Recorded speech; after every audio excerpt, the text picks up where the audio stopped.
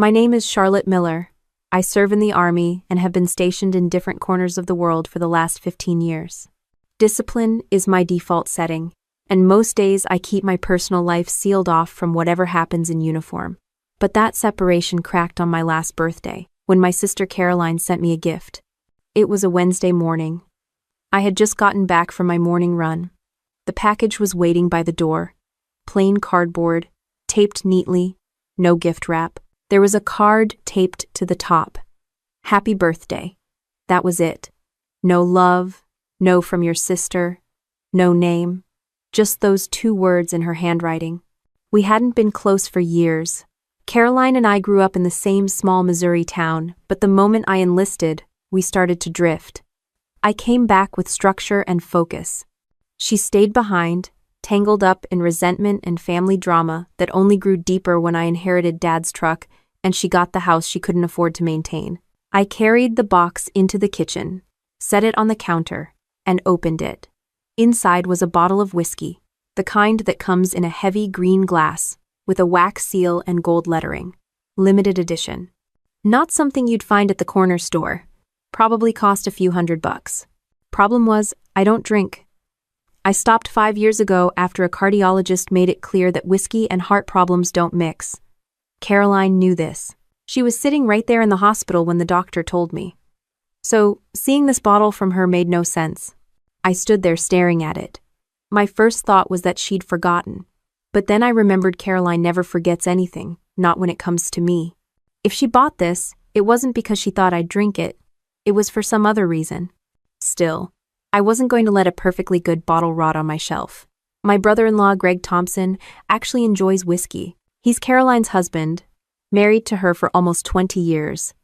Greg works construction, spends his weekends hunting or fixing something around their house. Solid guy. If anyone deserved a fancy bottle, it was him. That afternoon, I loaded it into the passenger seat of my truck and drove over to their place. Greg was in the garage, messing with his fishing gear. Caroline's car was in the driveway, but she wasn't outside. "Happy birthday, soldier," Greg said, wiping his hands on a rag. "Thanks," I told him, holding out the bottle. "This came from Caroline. I figured you'd appreciate it more than I would." He raised his eyebrows. "That's a hell of a gift. It's wasted on me. Thought you should have it." Greg smiled. The kind of smile that makes you feel like you did something right. He took the bottle, studied the label, and whistled. Damn. This is the good stuff. We stepped inside so he could grab glasses. Caroline was in the kitchen, leaning against the counter. She didn't smile when she saw me. "You gave it to him?" she asked, her voice flat. "Yeah," I said. "You know I don't drink." Her jaw tightened. "That was for you." "Then why send whiskey? You know I can't touch it." She didn't answer, just stared at me, her eyes sharp in a way that made me feel like I'd broken some unspoken rule. Greg either didn't notice or didn't care.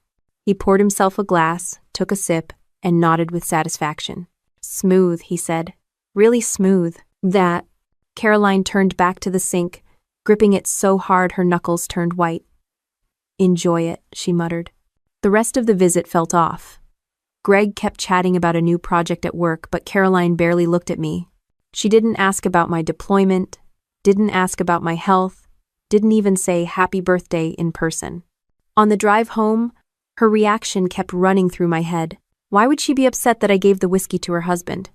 If she wanted me to have it so badly, why pick something I couldn't drink?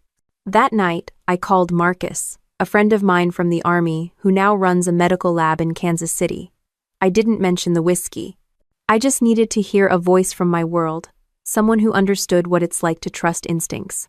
He asked how the birthday went. I told him, complicated. He laughed and said that was family in one word. I didn't laugh.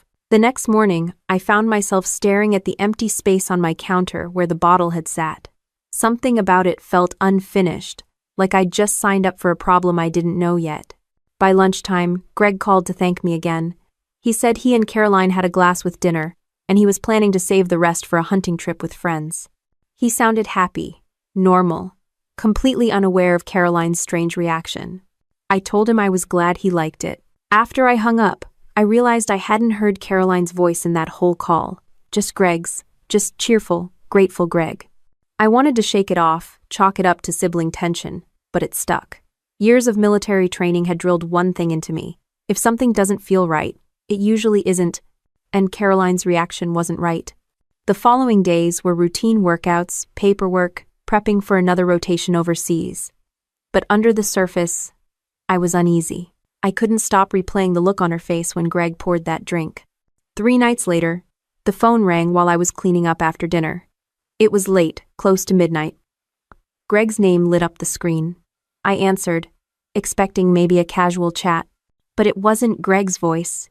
It was Caroline's. "He's in the hospital," she said. Her tone wasn't panicked, but it wasn't calm either. "Greg collapsed this morning." My grip tightened on the phone. "Collapsed? What happened?" "They think it's something he ate or drank," she said. "They're running tests. He can barely stay awake." The room around me went quiet. My eyes flicked to the space on the counter again, remembering the weight of that green glass bottle. Caroline didn't give me time to ask questions. "They don't know what's wrong. Just thought you should know." She hung up before I could say more. I set the phone down and stood there in my kitchen, the weight in my chest heavier than any deployment pack I'd ever carried. Something was wrong, and it was tied to that bottle. I grabbed my keys and was out the door before I even realized I hadn't put on shoes. Halfway down the porch steps, I stopped, went back inside, shoved my boots on, and started the truck. The drive to St. Porches, Mary's Hospital, was a blur of stoplights and empty streets. Midnight in small-town Missouri is quiet, but my head wasn't. The ER smelled like disinfectant and burnt coffee, the same as every hospital I've ever stepped into. A nurse at the desk asked who I was here for. "Greg Thompson," I said, trying to keep my voice level. She pointed me toward a curtained room down the hall. Caroline was already there, arms folded, her face stiff like stone. She didn't look surprised to see me. "They're running tests," she said flatly. Greg was on the bed, pale, sweat beading on his forehead. He tried to smile when he saw me, but it came out more like a grimace. "Hey, soldier," he muttered. "Don't talk," I told him. His lips were dry, his hands shaking under the blanket.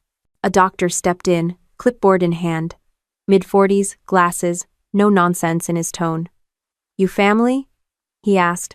"He's my brother-in-law," I said. "What's going on?" "We're not sure yet. His vitals are unstable. We suspect poisoning, something ingested. We're sending blood samples to the lab." The word hit like a bullet.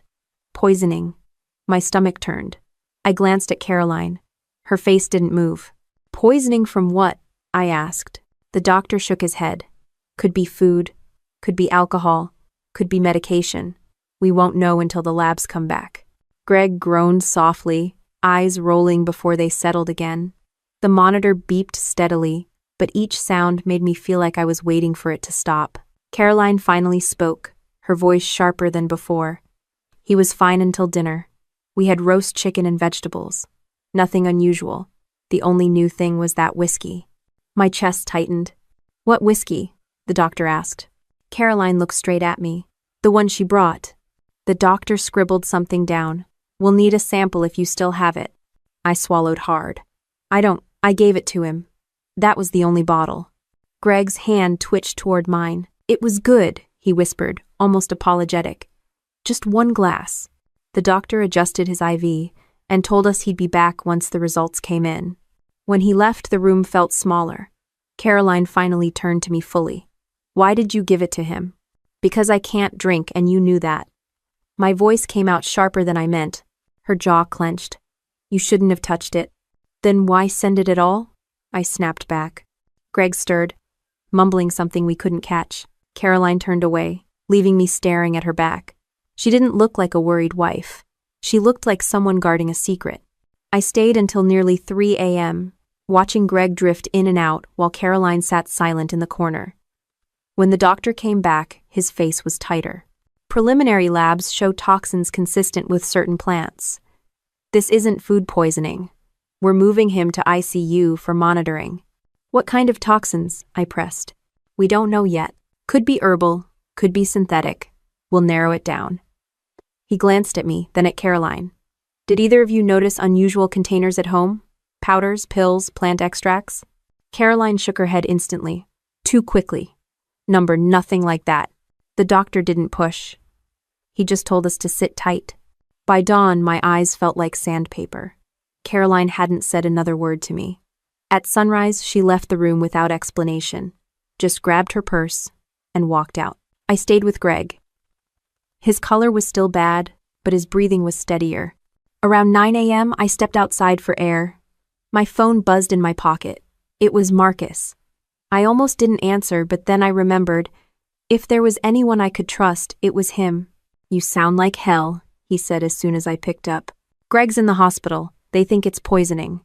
He paused, his tone shifting. "What kind of poisoning?" "Doctor said plant toxins. He doesn't know which yet." "Oh?" Marcus swore under his breath. "Bring me a sample of whatever he ingested. I'll run it in my lab." My mind went straight to the kitchen shelf at home. I'd poured Greg a taste from that bottle before handing it over. Half a cup of whiskey was still in a mason jar in my fridge. I hadn't even thought about it since. "I have something," I told Marcus. "Good. Keep it sealed. Don't tell anyone else. Bring it here tonight." When I hung up, the unease in my chest grew heavier. The military had drilled one lesson into me. When you find evidence, you secure it fast. I headed straight home. Sure enough, the jar was still there, behind the milk. I picked it up carefully, my hands shaking, and set it on the counter. Next to it, in the trash bin, I noticed something small. A plastic pill vial, no label, faint white dust clinging to the inside. I froze. I hadn't thrown that out. The trash bag was tied differently, like it had been lifted out and shoved back. My heart kicked up. Someone had been in my house. I sealed the jar in a Ziploc bag, then slid the vial into another. Both went into a small cooler. I didn't even bother eating lunch. My head was already planning the drive to Kansas City. Back at the hospital, I checked on Greg one more time before leaving. He was unconscious but stable. Linda, a nurse I knew from high school, told me they'd managed to balance his heartbeat but warned me it was touch and go. Caroline wasn't there. Nobody knew where she'd gone. By late afternoon, I was on the highway with the cooler on the passenger seat. Every bump in the road made the glass clink, a sound that crawled under my skin. Marcus's lab sat on the edge of the city, tucked behind a strip of auto shops. He met me outside, lab coat over jeans, expression grim. "Let's see what we've got." I handed him the bag. He didn't ask questions, just disappeared inside. I sat in the truck, waiting, watching the sky turn orange. When he finally came back, his face told me the answer before his mouth did. "Charlotte, this isn't random. That whiskey has traces of white snake root. In the right dose, it'll stop a man's heart cold." I gripped the steering wheel so hard my knuckles cracked. "You're sure?" "I ran it twice. No mistake." He lowered his voice. "This wasn't careless. Somebody knew what they were doing." The words hung in the air between us, heavy and sharp. I didn't drive home right away. Sitting in the cab outside Marcus's lab, I let the engine idle while his words looped in my head. White snake root. In the right dose, lethal. Not a mistake, not bad luck, but intention. Marcus leaned against my window, arms crossed. "You need to treat this like what it is. Someone meant harm. Could have been Greg. Could have been you." That last part made my stomach twist. I shut the truck off. If it was me, then why did Greg go down first? Marcus shook his head. "Doesn't matter who got hit. You both had access. The point is, the bottle was poisoned before it ever left whoever sent it." I didn't argue. He was right. He handed me a typed sheet of his test results, sealed in an envelope. "Keep this. Don't leave it lying around. And lock your doors tonight." "I always do," I said, though it sounded weak even to me. The drive home was nothing but headlights and questions. Caroline had given me that bottle with a smile that didn't reach her eyes. She knew I couldn't drink. So why send it? And why did she look almost satisfied when Greg was the one who ended up in a hospital bed? When I pulled into my driveway, the porch light was off. I was certain I'd left it on. Inside, the living room looked untouched, but I checked every window latch, every lock. Nothing broken, nothing forced. Still, the trash bag in the kitchen kept pulling at me. I'd seen how it was tied, how the vial was left like a breadcrumb. I grabbed a yellow legal pad and drew a line down the middle. On one side, I wrote, "What I know." On the other, "What I can prove." Under "No," I listed, "Caroline gave me the bottle. She knew I don't drink. Greg collapsed within hours of drinking it. Marcus confirmed white snake root. The vial appeared in my trash. Under proof, I had Marcus's test result, Greg's hospital records. The imbalance between the two columns felt like a weight on my chest. I didn't sleep much. At dawn, I drove back to the hospital. Greg was still in ICU, hooked up to monitors, but his color was better. His daughter Leah sat in the chair by his bed, phone in her hands, face pale from lack of rest. She looked up. He woke up for a few minutes last night. First thing he asked was where the whiskey went. I forced a smile. Tell him it's in safe hands now. Her eyes narrowed. Safe? What does that mean? I hesitated. Marcus's warning echoed in my head. Don't spread this around yet. But Leah wasn't stupid. She saw it on my face. Something's wrong with that bottle, isn't there? She pressed. I nodded once. Yeah. Don't tell your mom yet. Her lips tightened. You think mom's involved? It wasn't a question. I didn't answer. Before I could say more, Caroline walked in, hair done, makeup fresh, like she'd just come from brunch instead of a night where her husband almost died. She glanced between us. Any change? Stable, Leah said quickly, slipping her phone into her pocket. Caroline put her purse down. Good. Maybe now we can stop worrying about the bottle. The way she said it made my skin crawl. Around noon, the doctor updated us. Greg was improving, but they were waiting on toxicology to identify the exact substance. He mentioned again that it looked like plant toxins. Caroline's face flickered for a split second, just enough for me to catch it. Not shock, recognition. When the doctor left, she pulled me aside in the hallway. Charlotte, you need to stop asking questions about that whiskey. The last thing this family needs is rumors. I stared at her. Your husband almost died, and you're worried about rumors? She held my gaze cold and steady. Yes. Because some things are better left alone. That was enough to convince me she knew more than she let on. I left the hospital with my jaw tight and my mind racing. If Caroline had wanted me to drink that whiskey, then Greg had taken my place by accident. And if that was true, then I wasn't just dealing with a bad family dynamic. I was dealing with intent. Back at home, I called Marcus again. I need you to write everything in a formal report. Something I can hand to the police if it comes to that. I already started one, he said.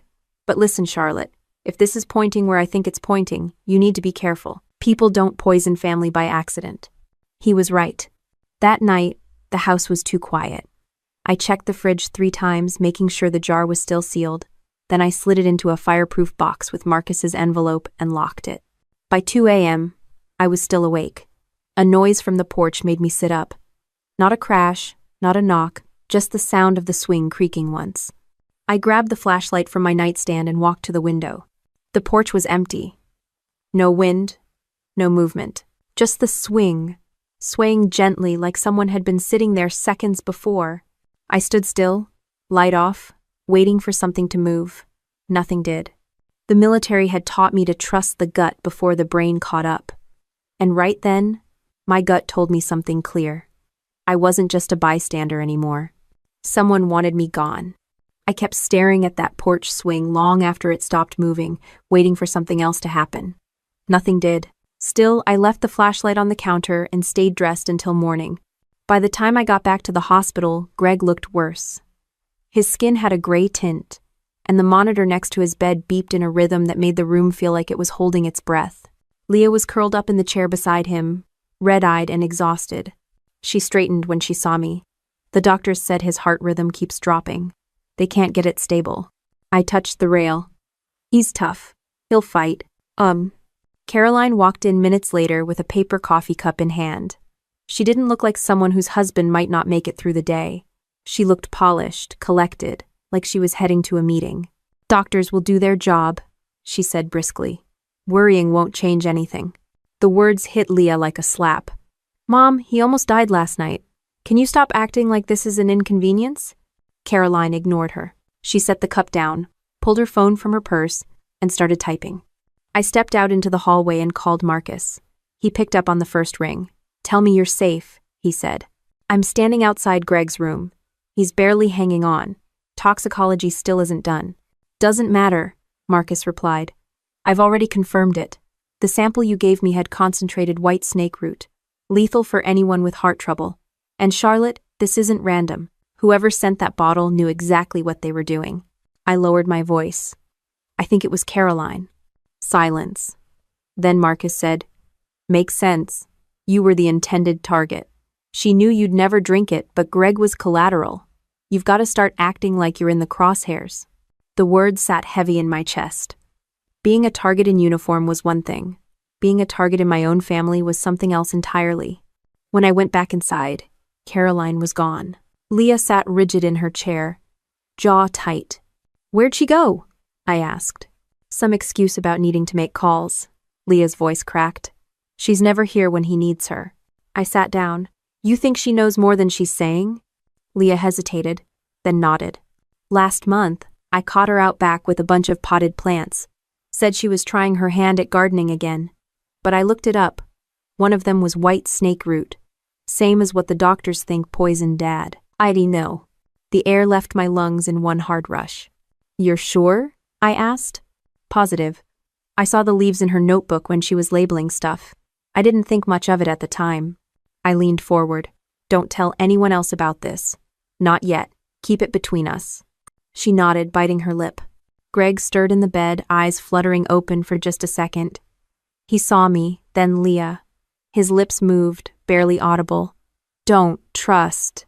Leah squeezed his hand. "Don't trust who, Dad?" But his eyes slid closed again, the monitor beeping steadily, and the answer never came. I sat with him until visiting hours ended. When I walked back to the parking lot, my phone buzzed, a voicemail, from Caroline. Her voice came through calm but clipped. "Charlotte, you're making this worse than it needs to be. You need to stop digging. Families survive when people let things go." I replayed it twice, each word colder than the last. That night I checked my locks again. Every window, every door. Then I opened the fireproof box, added Marcus's written report, and Caroline's voicemail. Evidence. Proof. My military training told me to prepare for an enemy I couldn't see. But nothing in my training covered what to do when the enemy was someone who shared my last name. The phone rang again. "Marcus. You need to be careful," he said. "Charlotte, I've run the numbers. The dose was high enough to stop your heart within minutes. Greg only survived because he's heavier and metabolized it slower." I rubbed my forehead. "So if I'd had one glass, you wouldn't be here." The silence stretched until Marcus added, "You need law enforcement involved. This isn't just family drama, this is attempted murder." I knew he was right, but calling the police meant blowing open something I wasn't sure I was ready to face. Instead, I locked up and sat by the kitchen table, staring at the recorder in my jacket pocket. If Caroline called again, I'd be ready. At 2:15 a.m., the porch swing creaked again. This time, I didn't move. I sat still, pen in hand, writing down every detail. If she thought silence would scare me into shutting up, she was wrong. Because silence like that doesn't just happen, it's made. And somebody was making it. The sound of the swing faded, but the hair on my arm stayed upright. I grabbed the flashlight and moved room to room, scanning corners like I'd done 100 times in desert barracks. Everything looked in place until I opened the kitchen cabinet where I'd stashed the small vial Marcus had tested. It wasn't there. I pulled every shelf apart, checked the trash again, then checked the fireproof box. The report was still inside, but the vial was gone. My stomach dropped. Someone had been in my house. The locks weren't broken. The windows were latched. No forced entry, which meant whoever had taken it had either a key or enough practice to leave no trace. I stood there gripping the counter until my knuckles went white. When I finally moved, I checked the back door frame and noticed a faint scuff where the deadbolt met the strike plate like a key just slightly off had been turned a few times. I called Marcus. "They took the vial," I said. "He didn't ask who. He didn't need to. You're running out of time, Charlotte. Without that vial, your proof is weaker. Whoever did this knows exactly what they're doing. You need to bring in outside help." "I will," I told him, but my voice sounded like someone else's. The next morning, I drove to the hospital again. Greg was unconscious, machines doing most of his work. Leah clutched his hand like she was holding him in place. Caroline stood near the foot of the bed, scrolling her phone like she was waiting for a bus. I watched her for a long minute. When she finally noticed me, her eyes flicked to mine sharp, assessing but empty of worry. Any updates? I asked. She shrugged. Doctors talk too much. Half of what they say contradicts the other half. Pointless. Leah snapped. Pointless? He almost died, Mom. Caroline gave her daughter a thin smile and slipped the phone back into her purse. We'll see what happens. I left before I said something I couldn't take back. Out in the hall, I pulled out the recorder and whispered my notes. Vial missing. Possible key use. Caroline dismissive. No emotional reaction. Evidence, piece by piece. That night, when I came home, the house felt wrong. Not loud, not messy, just wrong. The air was still, too still, the way a barracks feels after an unannounced inspection. I checked the living room, the bedrooms, even the crawlspace hatch. Nothing looked touched. But when I walked into the kitchen, the mason jar I'd hidden behind the milk was gone. My chest tightened. That jar was the last physical sample tying the bottle to Greg's poisoning. I searched every inch of the fridge, the trash, even the garage freezer. Nothing. Whoever had come for the vial had come back for the jar. I sat at the table, pressed record again, and said it out loud. Both physical samples are missing. Someone entered the house twice. Locks show signs of duplicate key use. Suspect remains Caroline. Saying her name like that flat cold felt like crossing a line. But it was the truth. The phone buzzed. Unknown number. I let it ring out, then checked voicemail. Caroline's voice again, soft but sharp. You're tearing this family apart, Charlotte. Stop before you can't fix it. I played it twice, then saved it. That night, I couldn't sleep. I sat in the kitchen with the lights on, the recorder in my pocket, and a notepad in front of me. On one side I wrote, what I know. On the other, what I can prove. What I knew. Caroline sent the bottle.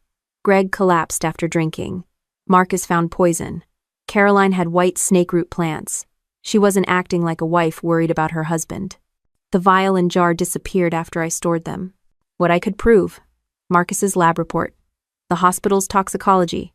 Caroline's voicemails. My notes. The gap between those two columns felt like a canyon.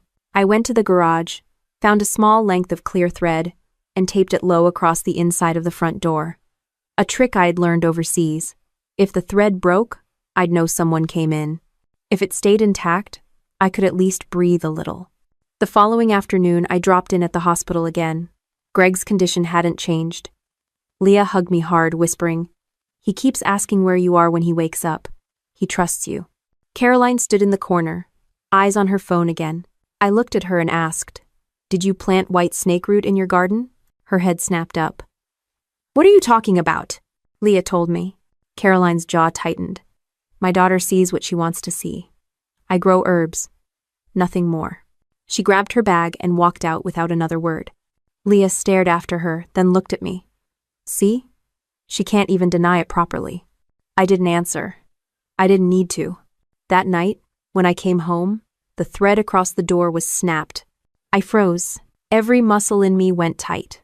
I drew my service pistol from the safe, cleared the rooms one by one, careful, deliberate. Nothing moved. No drawers open, no cabinets disturbed. But when I walked into the kitchen, I knew. The fireproof box was on the table, its latch unhooked.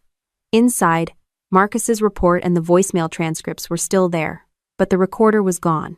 Someone had reached straight into my evidence and taken the one piece that couldn't be argued. I sat down hard, gun still in hand. Whoever was doing this wasn't trying to scare me anymore. They were stripping away everything that tied them to the crime. And if they'd gone that far, they weren't going to stop. I shut the fireproof box and slid it back into the closet, even though it felt useless without the recorder.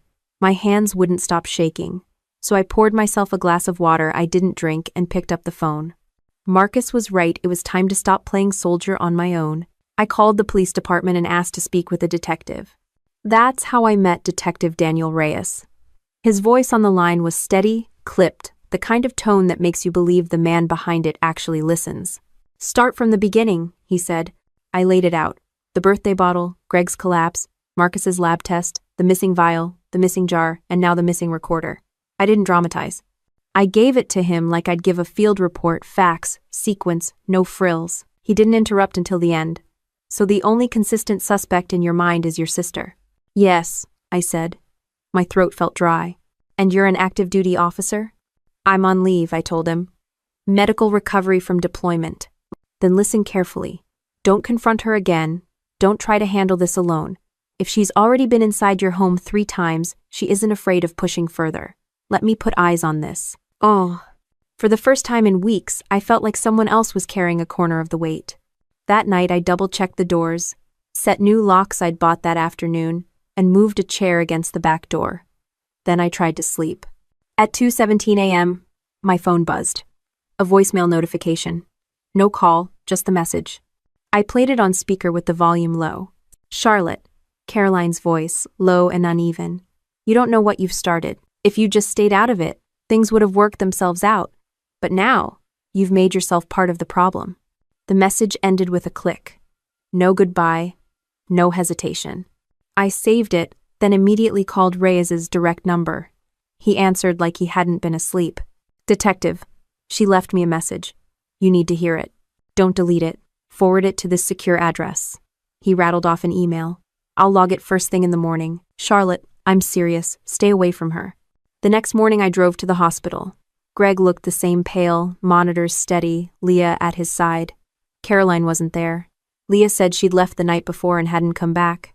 She doesn't even check on him, Leah whispered. She just keeps saying he'll be fine, like she already knows the outcome. I squeezed her shoulder but didn't say anything. When I walked out to the parking lot, Reyes was leaning against his unmarked car, tie loose, coffee in hand. Didn't think I'd see you here, I said. I wanted to see the victim's condition myself. Also wanted to get a read on your sister if she showed.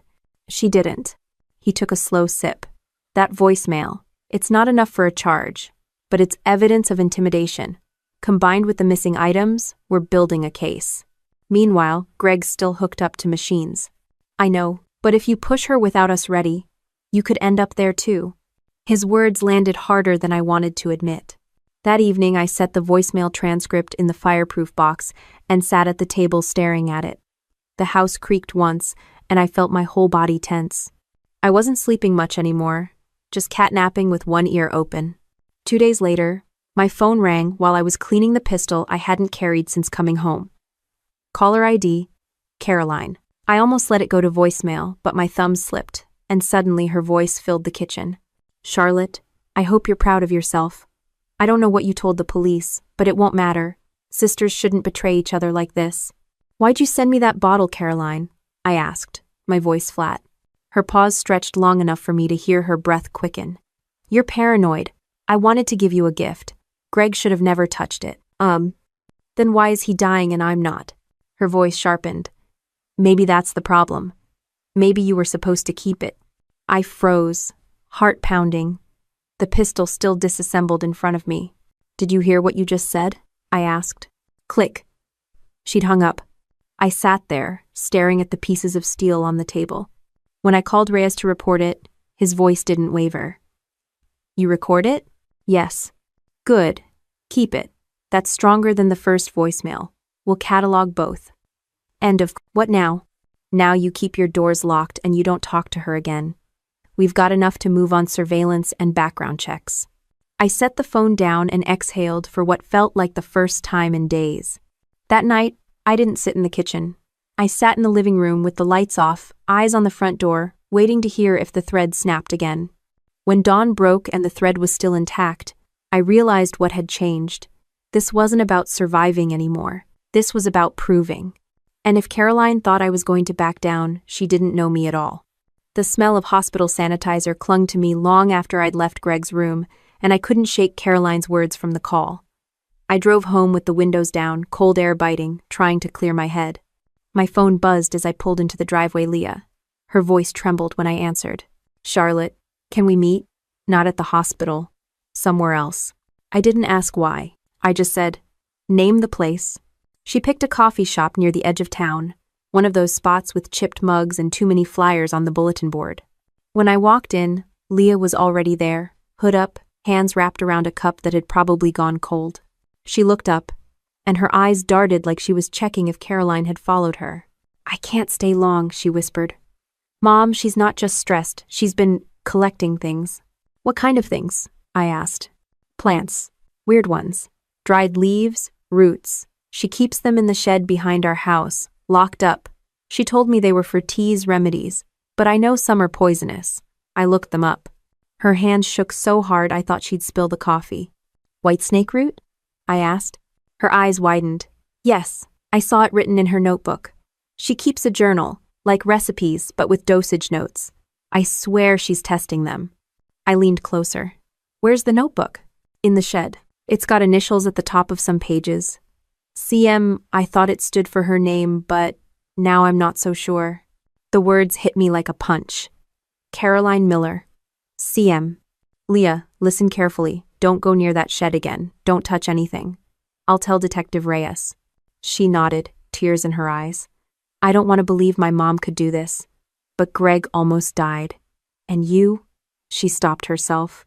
You think she wanted it to be you, don't you? I didn't answer. I didn't need to. That evening, Reyes met me at a quiet diner booth. I relayed everything Leah had told me. He didn't flinch, just scribbled notes in that neat detective handwriting. So the daughter places your sister at the source, he said. That's strong. If the notebook exists, it ties motive to method. She said it has dosage notes and initials. I told him. He tapped his pen. That's what we call a smoking gun. But we need to get it legally. If I pull a warrant, I'll need Leah's statement and corroboration from you. You'll have it. Good. Don't try to get it yourself. I almost laughed. I'm not stupid, detective. Charlotte, you're a soldier. Soldiers don't wait for paperwork. His eyes locked on mine. This time you have to. The next morning, Leah signed her statement. By afternoon, Reyes had a judge's signature. At dusk, I drove behind him as his unmarked car led the way to Caroline's house. The shed sat at the back of the yard, weathered wood with a rusted lock. Reyes's team moved fast, snapping photos before cutting it open. The door swung wide, and the smell of dried herbs and mildew rolled out. Inside, shelves were lined with jars, roots, leaves, powders. Not the kind you see in health stores. Some were labeled in Caroline's handwriting. Others had nothing but masking tape with symbols. One officer lifted a box, and tucked inside was the notebook. Black leather, worn edges. Reyes opened it with gloved hands, flipping through pages covered in neat cursive. Dosages, plant names, effects, and on more than one page, initials CM at the top, circled. He slid the book into an evidence bag. This is it, he said quietly. Another officer pulled out a smaller jar, unlabeled. The powder inside was faintly white. He looked at Reyes. Back it, Reyes ordered. I stood outside the shed, watching as they catalogued everything, my chest tight. This wasn't rumor anymore. This was proof. Reyes walked over, lowering his voice. Charlotte, this is strong evidence. But it also means your sister is in deep. I need you to keep distance. Don't provoke her. Let me do my job. I nodded, but part of me burned at the thought that Caroline was at home somewhere, sipping tea, while Greg lay in a hospital bed fighting for his life. 2 nights later, I found myself staring at the fireproof box again. I added a card. Notebook found. Dosages plus CM. My handwriting felt heavier than usual, like each letter carried weight I couldn't unload. When I finally closed the box, my phone buzzed again. A text from an unknown number. You shouldn't have gone into the shed. No name. No reply option that would make sense. I took a screenshot, printed it, and slid it into the box with the others. Then I called Reyes. He arrived 20 minutes later, eyes scanning the street before stepping inside. I handed him the phone. He read the text, his jaw tightening. She knows, I said. Or someone close to her does, he corrected. Either way, she's watching. That night I didn't bother trying to sleep. I sat on the couch with the pistol reassembled on the table beside me, every sound in the house catalogued like I was back on patrol overseas. By dawn, nothing had happened. The thread across the back door was still intact, the locks still tight. But I knew better. She wasn't done. The evidence was piling up, but so was the danger. Caroline had stopped hiding in shadows. She wanted me to know she was close. And the worst part? I wasn't sure if she wanted to silence me or if she wanted me to watch her tear everything down first. The coffee in my mug had gone cold by the time the sun pushed through the blinds. I hadn't slept, but I didn't feel tired. My body was running on that wired state I knew, from deployment, too alert to shut down, too restless to sit still. When my phone rang, I didn't even flinch. It was Caroline. Her voice came through the line smooth as glass. "You've been busy, little sister." I stayed quiet, letting her fill the silence. "You think you've got it all figured out, don't you? Digging in my shed, snooping like a thief. You never change." I finally spoke. "Greg is in a hospital bed because of what you did. He almost died." Caroline's laugh was soft, bitter. "Greg was never the point. He was collateral. I told you years ago you took everything from me. Dad's respect, the family's pride, their money, and now their legacy. What did you expect me to do? Smile while you wear the uniform and get saluted like a hero?" My hand tightened on the phone. "This isn't about me being in the military. This is about you trying to kill your own sister. You think you're so untouchable because you put on camouflage and boots, but underneath you're still the same little girl who never knew her place. You don't deserve what you have, and I'll make sure you lose it." The line went dead. I lowered the phone, my pulse hammering.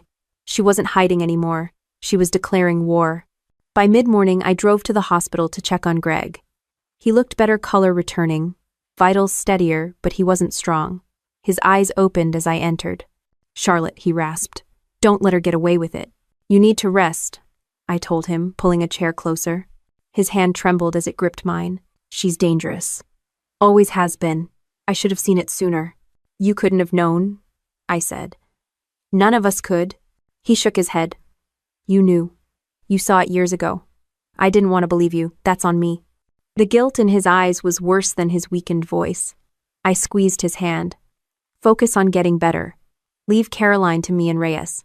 When I stepped into the hallway, Detective Reyes was waiting. He had that same steady look I'd come to trust. "She called you, didn't she?" he asked. "Yeah. She doesn't care about hiding anymore. She spelled it out. This is personal." He nodded grimly. "That works in our favor. People who can't control their anger get sloppy. That's when we catch them." I leaned against the wall. "She's not sloppy, Detective. She's deliberate. Every move, every word, it's calculated. Don't underestimate her."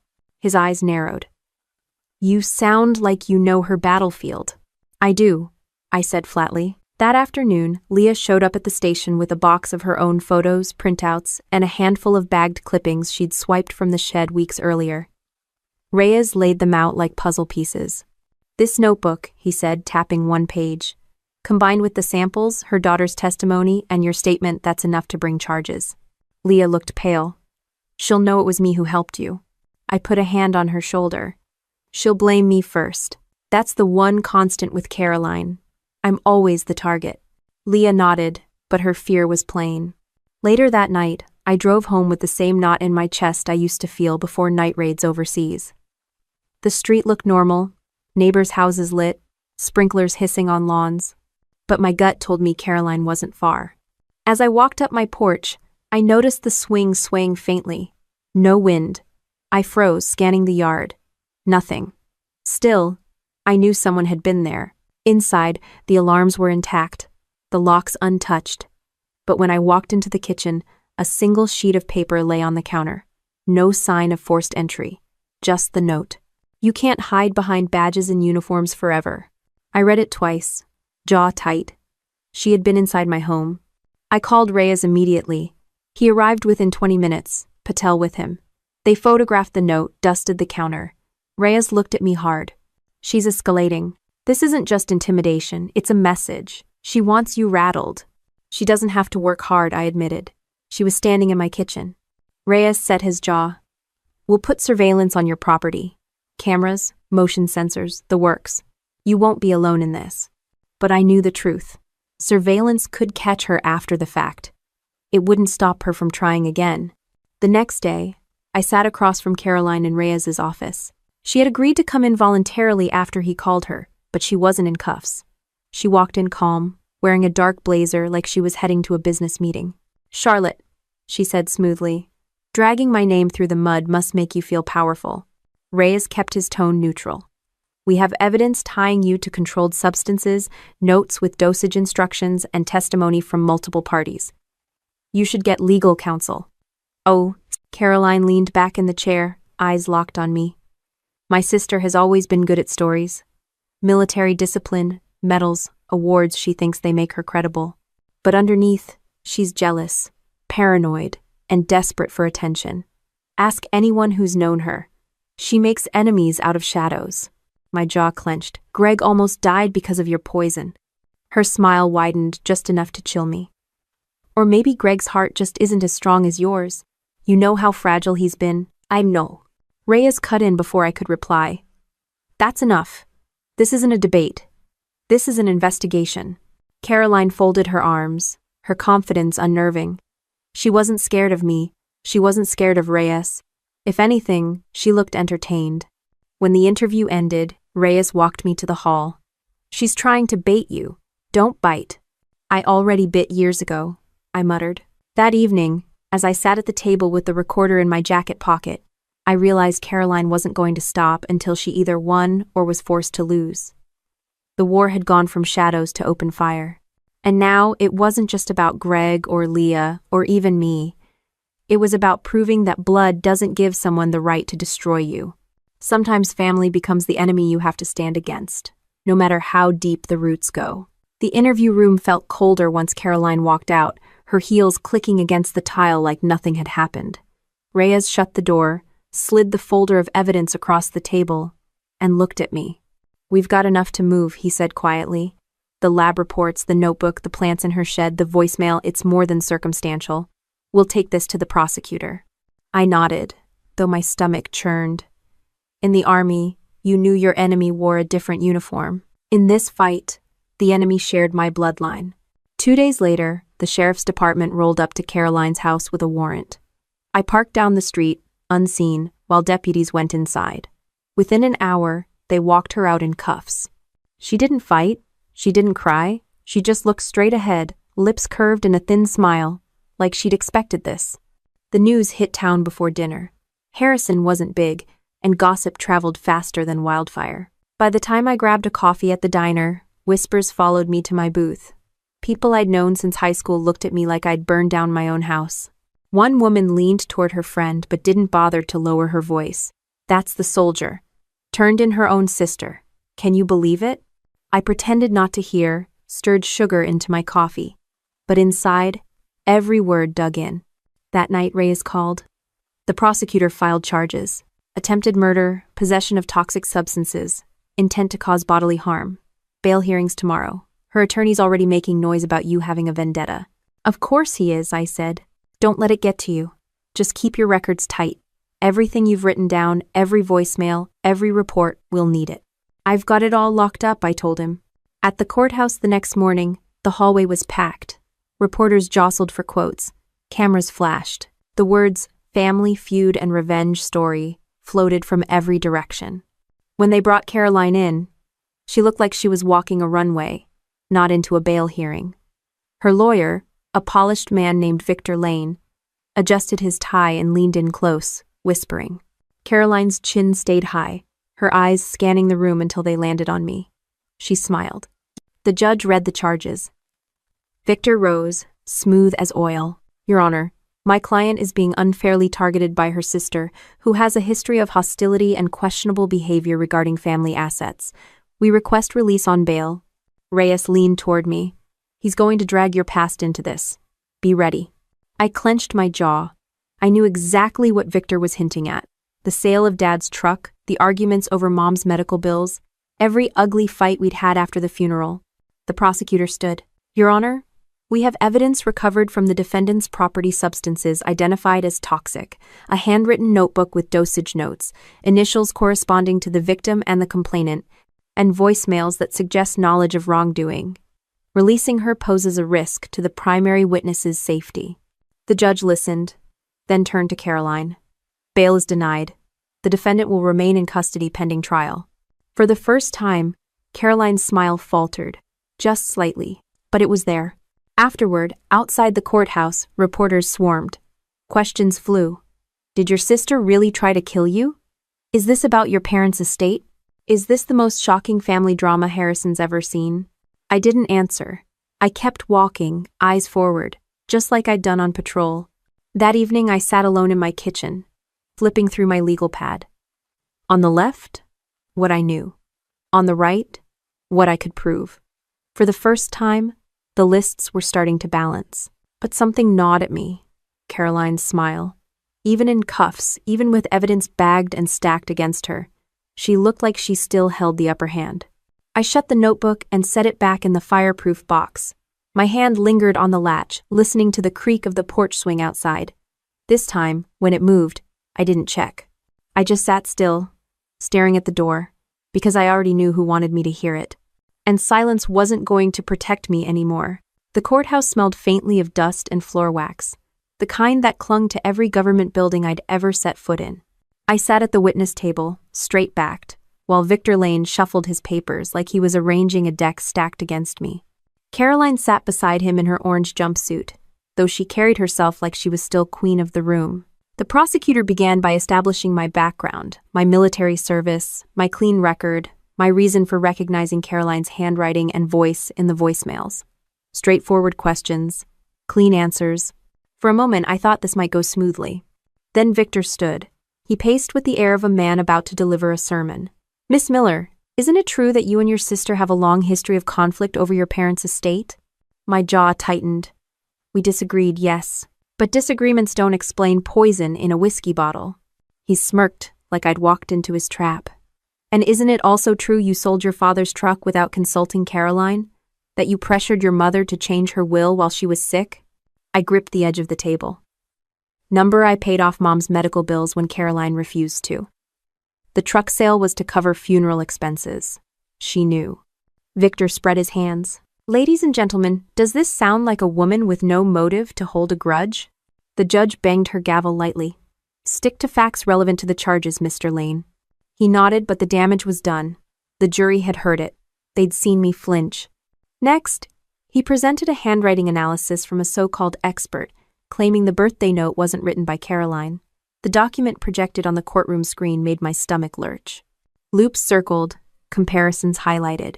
The prosecutor objected, challenging the credibility of the report, but the judge allowed it into the record. Victor's voice dripped confidence. "This entire case hinges on the word of a bitter sister, eager for revenge, misinterpreting scribbles and coincidences as a conspiracy." Caroline sat beside him, calm, hands folded, a faint smile tugging at her lips. She looked like she was watching a play she'd directed. During recess, I sat in the hallway with Reyes. He leaned close, his voice low. "They're trying to rattle you. That's all they've got. The notebook, the jars, the voicemail, those aren't going anywhere." I nodded, but my chest still burned. This wasn't the battlefield I'd trained for. In Iraq, at least you knew who was shooting at you. Here, bullets came as polished words in a suit. When court resumed, the prosecutor called Marcus. He took the stand, clean-cut in a gray suit, his military bearing unmistakable. He testified about the lab results, the identification of white snake root, the clear intent behind dosage notes marked with initials. Victor tried to shake him. "You're not a toxicologist, are you? Just a former army buddy of Miss Miller?" Marcus didn't flinch. "I'm a federal lab analyst. I hold a PhD in biochemistry, and yes, I served with Miss Miller. That doesn't change the test results." The jury leaned forward at that. Marcus had always known how to command a room, but Victor wasn't done. He leaned against the rail. "Dr. Reed, could it be possible the substance found was part of a harmless herbal hobby? Something misunderstood?" "No," Marcus said flatly. "White snake root isn't a harmless herb. It kills." The silence that followed carried more weight than anything I could have said. Later, back on the stand, I had to relive details I'd tried to lock away. The envelope, the bottle, Greg, collapsing on the floor. I kept my answers clipped, factual. Still, every memory clawed at me. Victor's final question was sharp as a knife. "Miss Miller, do you want to see your sister behind bars?" The room seemed to hold its breath. I met his eyes. "I want to see the truth recognized. If that means prison, then yes." Gasps rippled through the gallery. Victor smiled like he'd just proven his point that this was all about vengeance. When the judge adjourned for the day, I walked out into the chill October air. Reporters shouted, cameras flashed, microphones pushed in my face. I kept walking, jaw tight, eyes forward. That night, at home, I laid the day's transcripts and notes across my table. Every ugly accusation, every lie presented as fact. But beside them sat Marcus's testimony, the lab reports, the notebook, the voicemail. On one side, smoke. On the other, fire.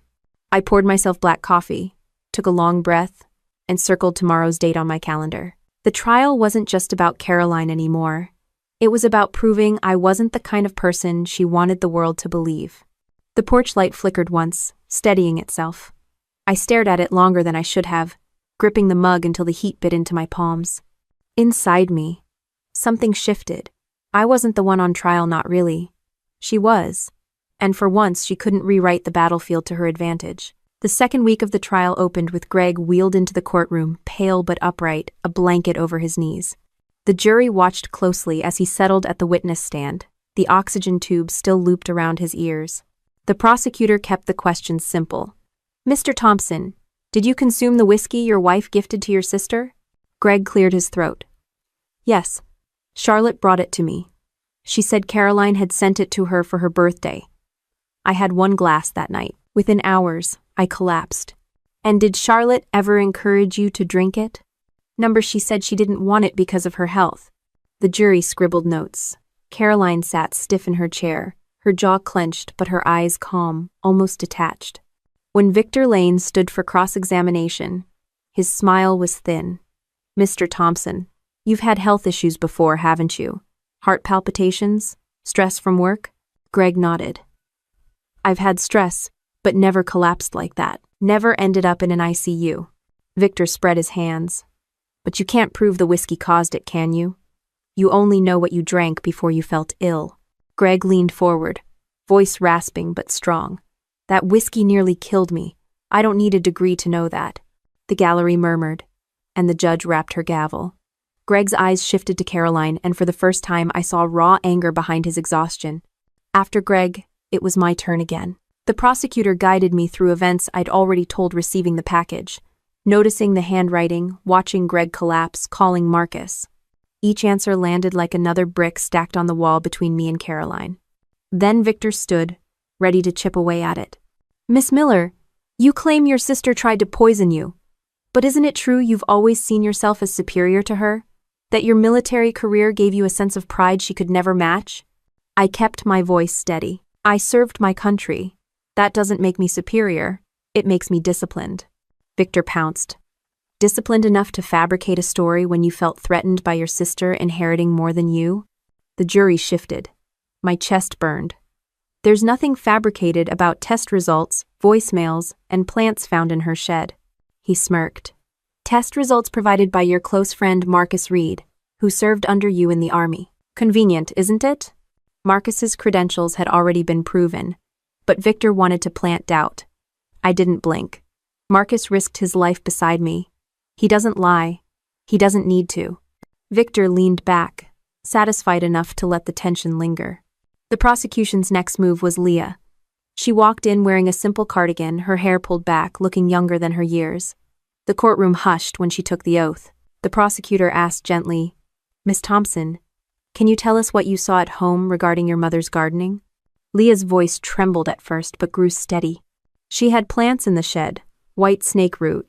I recognized it from pictures online. She kept notes. I saw the letters CM on pages with dosage amounts. The prosecutor nodded. And when you confronted her? She brushed it off, said I didn't understand, but she looked angry that I'd noticed. Victor rose slowly, like a wolf circling prey. Miss Thompson, you and your mother don't get along, do you? Leah hesitated. We've had arguments. Arguments about rules, about your friends, about money? Yes, but that doesn't change what I saw. Victor tilted his head. Or what you thought you saw. You're young, impressionable, easy to influence by your aunt here, perhaps? Leah's eyes flashed. Charlotte didn't tell me what to say. I came forward because my dad almost died. The jury leaned in at that. Even the judge's expression softened. Victor's last card came in the form of another handwriting expert. He strode to the front, projecting confidence. We've reviewed the so-called notebook. The markings could belong to anyone. The initials CM could mean calcium measurement or any other shorthand.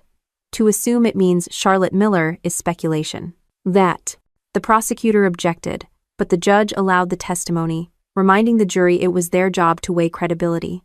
For a moment, I felt the floor tilt under me. The defense wasn't trying to prove innocence, they just wanted shadows of doubt. When court adjourned that day, I walked into the crisp evening air with Reyes at my side. He handed me a folder. "What's this?" I asked. "Insurance," he said. "I've been working angles outside the courtroom. Emails from Caroline to a contact about acquiring white snake root, and footage from a neighbor's security camera. She's on tape near your porch at 2 a.m. The folder felt heavy in my hands. "She's not untouchable anymore," Reyes said. Inside the courthouse, Caroline had looked like she was in control. Out here, under the open sky, I realized that grip was slipping. And for the first time, the fire in this trial wasn't just burning me, it was turning back on her. The courtroom was quieter than usual the morning the prosecutor carried in the new folder. Even the jury seemed to sense a shift. Caroline sat at the defense table with her hands folded, nails painted a perfect shade of red, face calm like she already knew the script. Victor Lane stood tall beside her, ready to dismantle anything thrown his way. The prosecutor adjusted his glasses and addressed the court. "Your Honor, new evidence has been entered into discovery. It directly concerns the defendant's intent and opportunity." Victor bristled.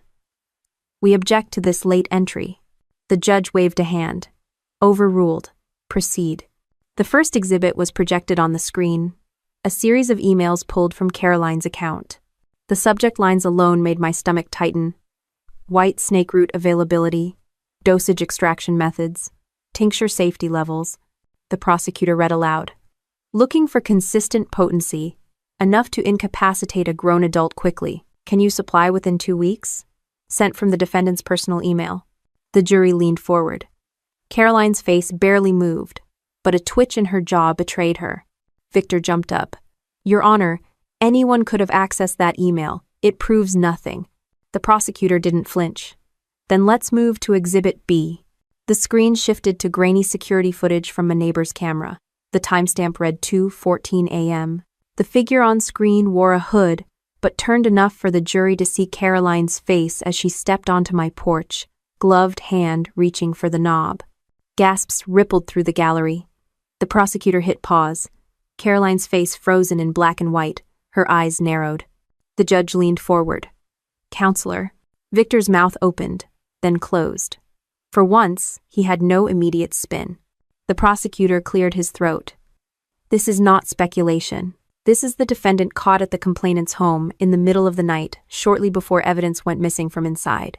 The silence in the courtroom pressed heavy.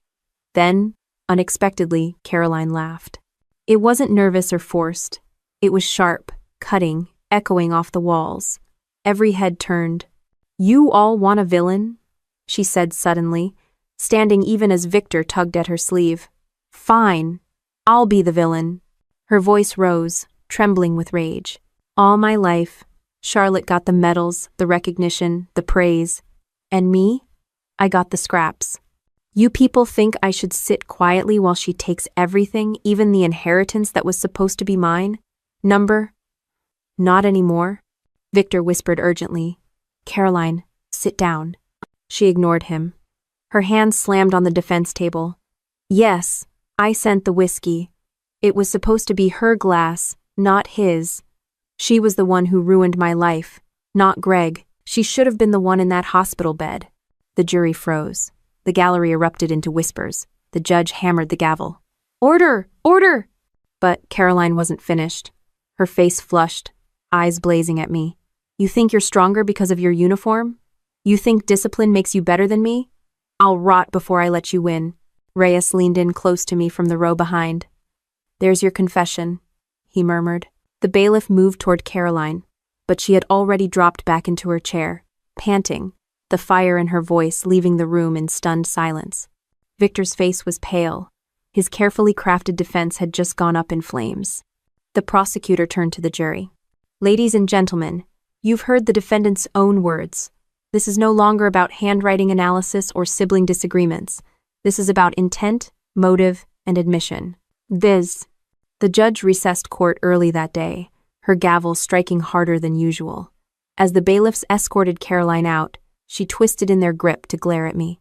Her lips formed words only I could hear. This isn't over. Outside, the reporters swarmed like hornets, microphones shoved toward me. I said nothing, just walked through them with Reyes at my side.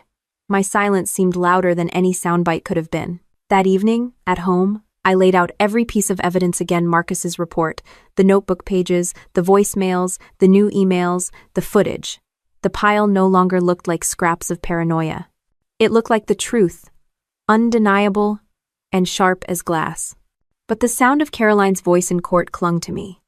Her rage wasn't about Greg or the whiskey or even the plants in her shed. It was about me. Always me. And now the whole town had heard it too.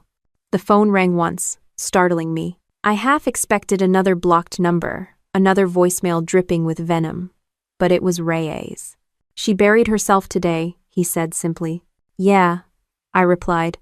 My voice was steady, but my chest felt heavy. But she made sure to take the rest of us down with her first. The courthouse was packed on the final day, every bench filled, the air heavy with the weight of judgment.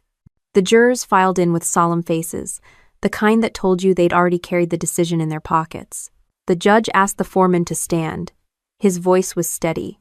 "On the charge of attempted murder, we find the defendant, Time, guilty. On the charge of possession of a toxic substance with intent to cause harm, we find the defendant, Time, guilty." Gasps rippled through the gallery.